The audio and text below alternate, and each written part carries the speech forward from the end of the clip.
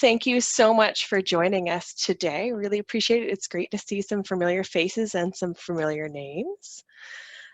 Just a little bit about us, if you're not already familiar with us, of course, we're a research project management team, and this is us.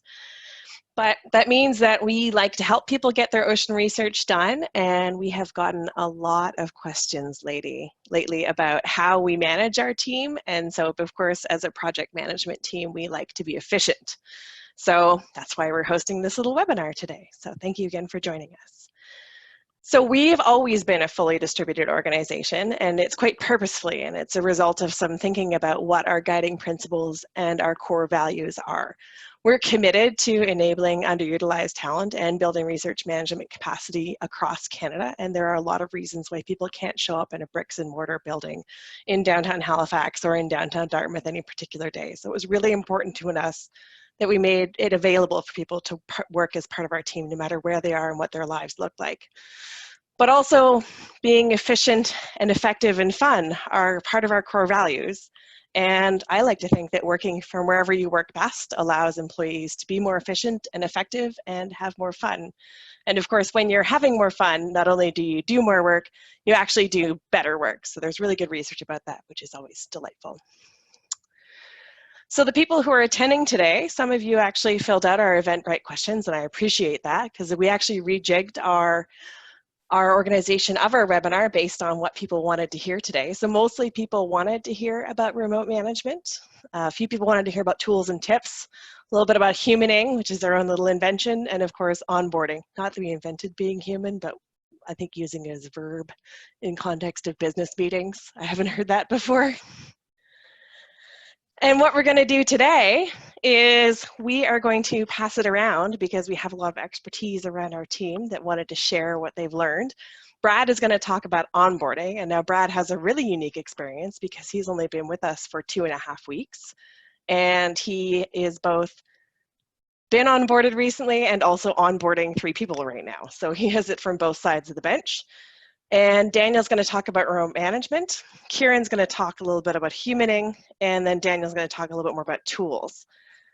And then throughout the time, we're going to have Slido going on in the background. So Olivia, I think you've posted that into the chat. So if people want to submit any questions through Slido, we will have a little bit of time for general question and answer. And then we're going to do some breakout rooms on specific topics. And those are based on the questions that we asked you during the Eventbrite registration. There will also be the ability to go and join a breakout room or a different breakout room. We've got that all worked out. But also I'd like to also say thanks to Olivia, who is joining us as our Zoom genie today. So you always have to have someone managing your tools. So over to Brad. Thanks, Cass. So I'll start off by telling you just simply what is onboarding. And it is the process for bringing a new member into your team. And I think we've all had the bad experiences with onboarding. You arrive at your desk on your first day and they just throw the manual at you. You have 15 thick documents to read for the next 2 weeks. And then by the time you finally start to work, you forget 95% of the things you read, which isn't really a productive use of anyone's time. Or inversely, you get there on your first day and the whole team is so busy that no one can take the time to explain anything to you. And you just kind of feel your way into the job. And that's not a very efficient way to come into the team either. Next slide, please.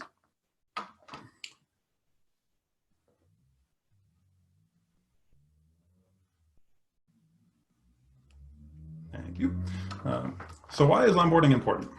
Well, doing a good job of onboarding, it helps your team to work more efficiently. It helps to build a team because the new member of your team will understand how to participate properly. They'll understand what tools are available to them. They'll understand the organization's best practices and how to work effectively. And doing all of these things well, it'll improve the motivation, the productivity, and the team atmosphere. And maybe you're asking why we're talking about onboarding in a presentation about remote management when it's something that's important all the time. Well, it's particularly important when you're managing a remote team because they aren't sharing an office with you and they can't just learn by osmosis. It's a term I took from Cass. Sometimes if you're in an office, you don't have to worry as much about the onboarding process because they'll be sharing a room with your other employees and they'll be able to learn just kind of naturally as they go through things. But with a remote team, that's not possible. So it requires a little bit more thought. Next slide, please. So how do we do a good job of onboarding? Well, You need to make sure that employees have access to the information they need when they need it. Don't overwhelm them with information, but make sure that they have access to what they need. Respond to questions early and often. Consider having dedicated time to respond to questions, but also accept them at any time. Having dedicated time is helpful because a new member of your team may not want to bother you or other members of your team, or they may not be comfortable. They may not feel that their questions are important. So having that dedicated time will encourage them to ask more questions, which is a good thing. Be consistent in your onboarding. Make sure that everyone coming into your team has the same experience. Next slide, please. Allow them to set their own pace. Everyone learns things at different rates, and different people will find different things challenging. So allowing the new member of your team to control the pace of their onboarding allows them to focus on the things that are difficult for them. It makes the whole process more effective. This is something we achieve through automated project management tools and regularly scheduled check-ins. So I'll show you a little bit about how we do that. Next slide, please. This is a screenshot from the project management platform that we use. You'll hear a bit more about it later. It's a tool called Rike. And this is an onboarding template that Kes and Daniel have created. So we have two categories. We have upon hiring and upon starting. And this is really efficient. We can just copy this and assign these tasks to a new employee, and it kind of self-manages. Next slide, please.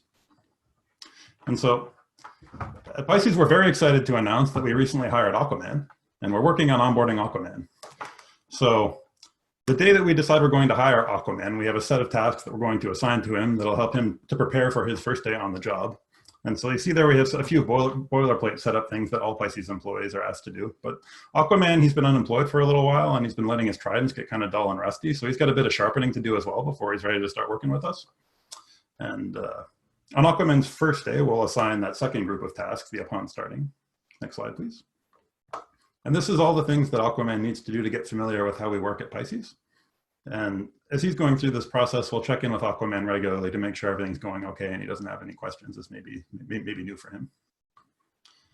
And I believe that is my last slide. So I will pass it to Daniel now to talk about remote management. Hello there. My name is Daniel Kite, and I work in HR at Pisces Research Project Management. And I find even through this remote process that I can give the people I'm working with a simple instruction like, here, you should look like this, and they give me something back where they look a lot better, and they give me way better stuff than I want. So remote management is possible. Let's move on to the next slide, please. So as Brad mentioned, we use Rike as our project management tool, and I have as a supervisor, I would have a dashboard of all of Aquaman's duties and things he has upcoming, overdue, and completed. And so I can have a quick glance and see, oh, he's behind on some things, and I can investigate further when we have our weekly check-ins. Aquaman's main job coming up is to organize the Atlantis Ocean Alliance annual general meeting, which is something that takes a lot of work because the nations in the ocean are spread out everywhere. He needs to get everybody on the same page. And as we see with Carathen there, who he needs to defeat, certain things get pushed off track. Next slide, please. When it comes to mentoring and coaching, we do weekly check-ins with our junior employees, and senior employees have bi-weekly check-ins, although a lot more task-oriented meetings on top of these. And this is an opportunity that we really have to discuss how that individual employee is doing. These become really important in working remotely because it gives you that opportunity to have set aside face time with a specific person and to focus on their specific tasks and goals and job performance. We would use the last dashboard to sort of review the last week's work and to review next week's tasks and to see how they're doing. And I would say, it seems like you're slipping, getting some of the kingdoms on board. And he would say, yes, Carathen has arrived and it's making it really hard to contact them. And then I would give them the excellent guidance of, you must first defeat Carathen. With his new plans on board, when we came back next week and had our chat, I would say, oh, last week you had trouble because of Carathen. How is that going? And then he would say, well, Carathen is actually quite intelligent and can communicate with lots of various things, and I'm having trouble. And so then I would, again, have more chance to give advice, and we would document each week we would go through. We then would talk about other business that they have and go through their quarterly goals. His quarterly goals are to host the alliance like I spoke about, and it was on schedule before Carathan reared its ugly head. And he also is to limit the destructive evil in the oceans, which again gets tricky time to time, but I think for most part I have faith in him in his job. And at these meetings, we have a chance to find out if what they're doing is something they like to do. Kes mentioned we like people that are having fun at work. And if we notice that Aquaman is really not having fun in any of his potential surface activities, then somebody else on our team could help him out, which is awesome. Next slide, please. Meeting with remote management often, well, we use this template, which everybody in the world is doing for all your meetings now. This has sort of replaced how we meet friends, family. I live in Nova Scotia, my family's in Ontario, and my mom would have moved here had we not had video conferencing once I had her grandchildren. And so it kind of helps it in all way, and we're all getting used to it as we see now, but it gives us a chance to have some FaceTime, and whether they be under the sea or up in a helicopter, there's a chance for us to coach, get some FaceTime, and grow as a team. Sometimes you have to take a hard line with Aquaman. Next slide, please. And daily communication is important. We don't get the chance to be in the same hallway or notice everybody's moods and patterns, and so you have to reach out continuously to stay connected. It takes time and it takes effort, but if you stay patient, patterns do appear, and it does prove to be a very supportive place to work, even remotely. And I will pass it on, I think, to Kieran now to tell us how to do that better. Hi, I'm Kieran, Pisces RPM's Junior of Business Development. I'm going to talk a little bit about what we like to call humaning. With everything surrounding the COVID-19 pandemic, it is important to remember that it's not business as usual, and that's okay. We're seeing reduced productivity, but still being expected to balance the same workload. It's important in this time of social distancing to have compassion for your employees and an understanding that efficiency is not what it used to be. It is also important to encourage your team to socialize, or what we like to call human, to keep spirits up. Next slide, please. To stay motivated throughout COVID-19, it's great to have a daily routine for your workday. For example, Aquaman enjoys planning his day every morning to understand what he can and cannot tackle. This helps him to avoid feeling overwhelmed when he looks at what he needs to get done for the week, and helps him keep a routine. Another great way to stay both connected and motivated is to have virtual co-working sessions. This simulates the experience of working collaboratively in an office environment, and it also allows you to ask questions or ask your colleagues for help directly, like you would in an office environment. It's also a great way to share a little bit more about yourself, such as sharing things like what kind of music you like to listen to through features like Share Spotify on platforms like Zoom. Next slide, please. Having trust in your employees is especially critical while working remotely. It is important to know that your employees are doing their best, and they may not have the same level of productivity as before. To help your employees succeed in this time of social distancing, it's important to offer support without pushing it on them. For example, Aquaman likes to ask for help when he needs it, rather than someone constantly checking in on him. Knowing he has that support when he needs it takes a lot of stress off of his mind. Next slide, please. And lastly, something that has been all but disappearing with the COVID-19 crisis is socializing. To enable your employees to socialize safely throughout the COVID-19 crisis, it's important to allow socializing in meetings. For example, you can start off your meetings with a round of what we like to call humaning. Basically, you just ask them how their day's going, maybe what they're going to do for the weekend, so on and so forth. This encourages people to remember that they are human, and that our coworkers are too. Another great way to encourage socializing is to have social via Zoom for like Friday lunch or something like that. This is a great way to build and maintain relationships between colleagues and decompress after the long work week. Lastly, another great way to keep your team connected is to establish non-work related threads on platforms like Slack or Skype. Keep things interesting and also offer other colleagues help. Two great ways to do this is have kind of like a channel that's just kind of like for like news, kind of fun stuff, maybe a couple memes here and there, a couple of jokes. And we also have here at Pisces another channel that's just dedicated to self-care and reminding everyone to take care of themselves above anything else. Now I'm going to pass it back to Daniel for tools. Hi there. So yeah, there are a lot of tools out there to help people work remotely, and they are very similar tools that you'll find working within an office, as they're something that almost everybody needs to think about anyway. So it really is important to take time to find out which works best for your company, and I'll just talk really briefly about what we find works best for us. Moving on. So video conferencing, as we talked about, we can replace. This is Halloween. There's a Halloween picture there. We like to dress up for Halloween, and it was a lot of fun.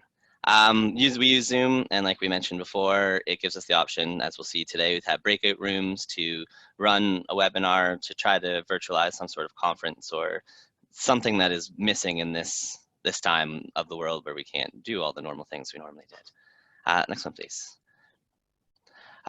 Project management tool. The tool we use is Rike. There are a lot of different tools out there. The reason we chose Rike as opposed to something bigger or potentially better that I've heard about is that this one you can collaborate when you're not on the same server.